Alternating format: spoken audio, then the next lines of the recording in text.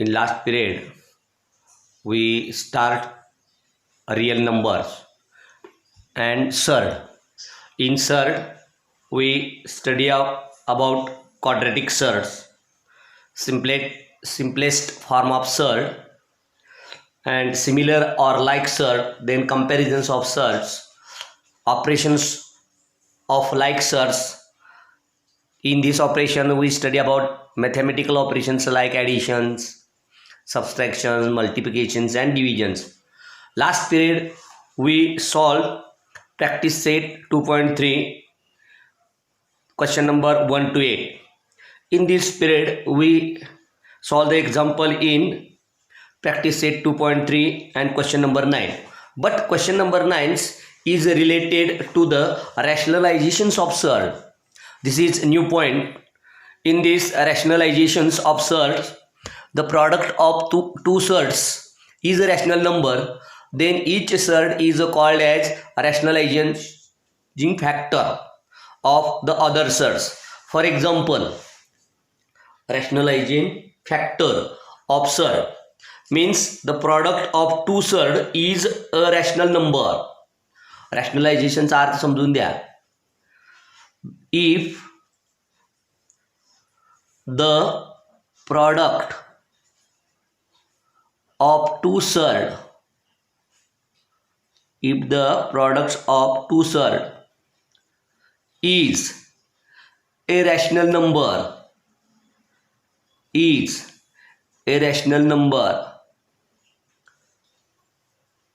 surd is called a rationalizing factor.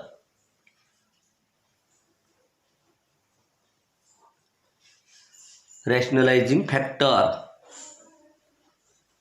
of other surd.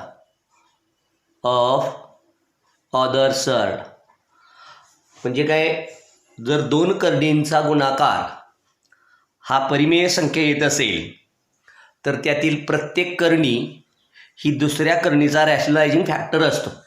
परिमेयकरण गुणक असा मराठी शब्द आहे.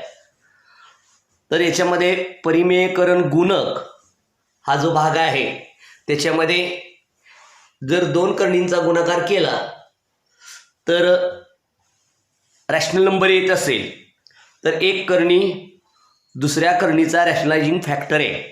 For example, rationalizing factor of under root 2.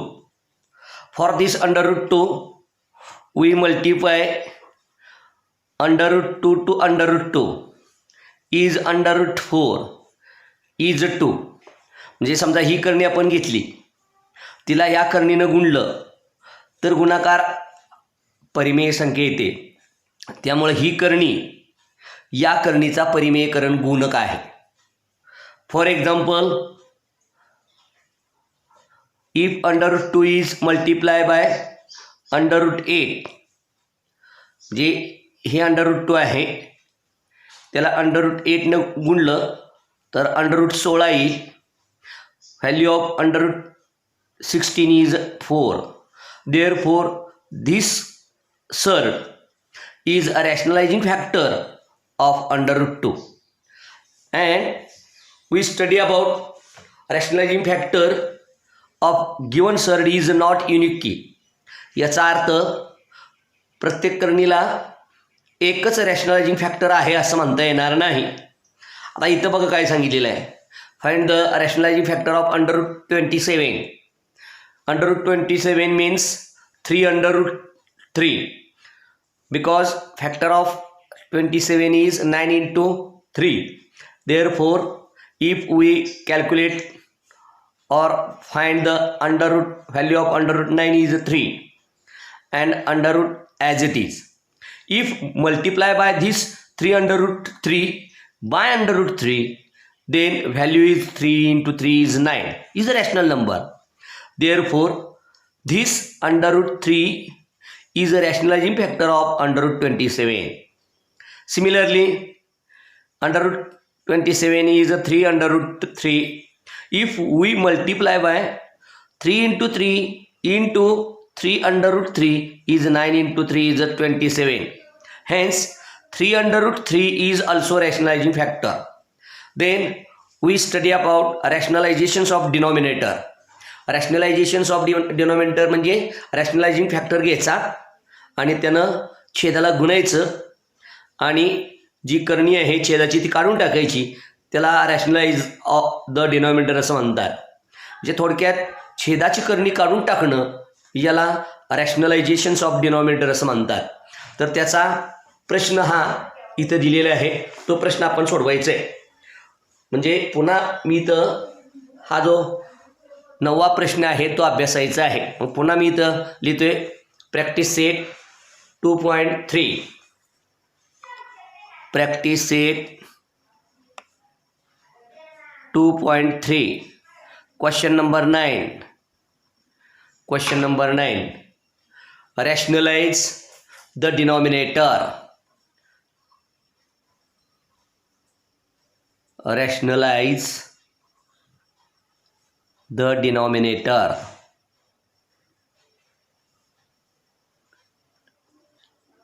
म्हणजे rationalise करायचं आहे.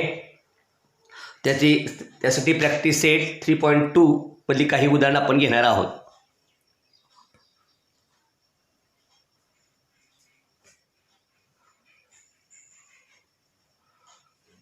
हा क्वेश्चन नंबर 9 आहे.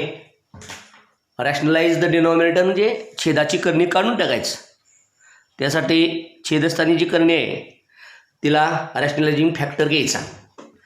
For example first 3/√5 is given example. Rationalise the denominator म्हणजे छेदाची करणी काढून टाकताना काय करायचं, या करणीला एखाद्या संख्येनं गुणायचं, येणारं उत्तर हे रॅशनल नंबर आलं पाहिजे. Means 3/√5 as it is into. आता या ठिकाणी या करणीला √5 गुणलं तर 5 किंमत येईल, त्यामुळे ह्यानं गुणायचं, भागायचं आणि त्यानंच गुणायचं. म्हणजे ह्याला हे जाऊ शकेल, किंमत 1 येईल. ह्याची किंमत 1 म्हणजेच एवढंच उदाहरण येतं. आता बघा 3/√5 ॲज इट इज ह्या दोघाचा गुणाकार अँड या दोघाचा गुणाकार येईल √25. 3/5 इज व्हॅल्यू ऑफ धिस √25. अशा पद्धतीनं इथं रॅशनलाइज झालेलं आहे.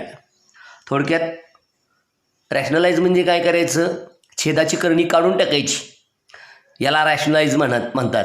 मग छेदाची करणी काढून टाकताना काय करायचं, त्याच करणीनं गुणायचं, त्यानंच भागायचं, अंशांशाचा गुणाकार करायचा, तुमची छेदाची करणी निघून जाते, त्याला रॅशनलायझेशन असं म्हणतात. रॅशनलाइज द डिनॉमिनेटर असे हे उदाहरण आहे. म्हणजे छेदाची करणी काढून टाकणं त्याला रॅशनलाइज असं म्हणतात. आता दुसरं उदाहरण इथं लिहितोय 1/√14 और 17. आता काय केलं पाहिजे, छेदाची करणी काढून टाकताना काय करायचं, त्याच करणीनं गुणायचं आणि त्याच करणीनं भागायचं. म्हणजे 1/√14 इंटू √14 डिवायडेड बाय √14. आता इथं छेदाचा आणि अंशांशाचा गुणाकार केला तर 1 इंटू √14 डिवायडेड बाय √40². आता 196 लिहूनसुद्धा आपण वर्गमूळ घेऊ शकतो, पण हे चिन्ह काढून टाकताना हे बी काढून टाकायचं असतं. √14/14 is a rationalize of denominator. √14/14 is the rationalizations of denominator. In third example we write 5/√7. In 5/√7 means 5/√7 into √7/√7. जे याच करणीनं गुणलेलं आहे त्यानंच भागलेलं आहे, याची किंमत 1 येते. छेदाची करणी काढून टाकणं म्हणजे रॅशनलायझेशन द डिनॉमिनेटर. अंशांशाचा आणि छेदाचा गुणाकार करायचा. 5/√7/7 इथं डायरेक्ट दोन्ही 14 बदल 1 14 घेतलं तरी चालते. साती 49 लिहून सुद्धा तुम्ही काय करू शकता, त्याचं वर्गमूळ काढू शकता. अशी उदाहरणे आहे. हे तिसरं उदाहरण आहे. आता चौथं उदाहरण. या चौथ्या उदाहरणामध्ये काय केलेलं आहे, 6 upon 9 under root 7 3. 6 upon 9 root 3. We write 6 upon 9 under root 3. याच फक्त संख्येनं गुणायचे आहे. नावाची किंमत तशीच ठेवायची आहे. Means under root 3 into under root 3 means you write 6 into under root 3 upon 9 into 3. जी इथं आपल्याला असंही करता येत. कसं, 9 गुणिले कर्णीचिन्हात 9 आणि कर्णीचिन्हात 9ची किंमत आपल्याला माहिती आहे, ती 3 येईल. जे 6 अंडर रूट 3. तर इथं 6च्या ऐवजी 3 इंटू 1 3 इंटू 2 इथं 2 लिहिलं तरी चालेल. Upon 9 is the value of or rationalize the denominator of given surd. Last example is 5th 11 upon root 3 is given example. Rationalize the denominator means 11 upon root 3 into root 3 upon root 3 is equal to छेदाचा अंशाचा गुणाकार केला तर 11 route 3 upon 3 is the rationalize of the denominator. In this practice set 2.3 there are 9 questions. Last questions is related with rationalize the denominator. The next point, we know that binomial quadratic surd. For this binomial quadratic surd, a is greater than 0 and b is also greater than 0. जे दोन्हीही धन आहेत. Then under root a into B is equal to under root a into under root B. म्हणजे ह्या दोघाचा गुणाकार हा जर करणीत मांडला तर सेपरेट करणी मांडली तरी चालते. Then we know that a plus B into a minus B is a square minus B square. आणि if we take under root a square is a, therefore this square is also written as under root a square is a. म्हणजे एखादी संख्या करणीस्थ मांडली की आणि तिचा वर्ग केला तर तीच किंमत येते. अशी उदाहरणं इथं सुद्धा आपण पाहिलेली आहेत. Means we write 14 square in under root, then value of 14 square is 40. In this point we study about binomial quadratic surd. Binomial quadratic surds means there are pair of quadratic surds. In binomial quadratic surds, 5 plus under root 3 and 3 upon 4 plus under root 5 are the binomial quadratic surd. And 5 minus under root 3, 3 upon 4 minus under root 5 are also binomial quadratic surds. In this binomial quadratic surd, we take multiplications of a plus b and a minus b is a square minus b square. त्या पद्धतीनं the product of two binomial surds is a rational numbers. Hence these are the conjugate pair of each other. Conjugate pair of each other म्हणजे दोन करण्यांच्या कंसांचा गुणाकार हा जर rational number येत असेल तर अशा दोन करण्यांच्या या गुणाकाराला किंवा प्रत्येकी कंसाला conjugate pair of each other असं म्हटलं जातं. Each binomial surd of conjugate pair is the rational factor for other. Therefore under root 5 plus under root 3 the conjugate pair of binomial surd is. ह्या करणीची काय करायची, वजाची दोन करण्याच्या जोड्या घ्यायच्या. म्हणजे एकदा under root 5 minus under root 3 आणि 3 अगोदर घेऊन सुद्धा आपल्याला under root 3 minus under root 5 is a binomial conjugate pair of binomial surds. आता याची घेताना काय करायची, धन जे चिन्ह हे दिलं असेल तर हे ऋण दोन प्रकारे मांडता येतं. एकदा पहिल्या संख्येला आणि एकदा दुसऱ्या संख्येला आपल्याला conjugate pair of binomial surd असं म्हटलं जातं.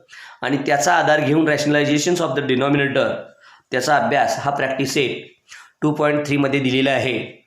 त्याची उदाहरणं आणि बायनॉमियल क्वाड्रॅटिक सर्ड याचा अभ्यास आपण पुढच्या तासिकला करणार आहोत. धन्यवाद.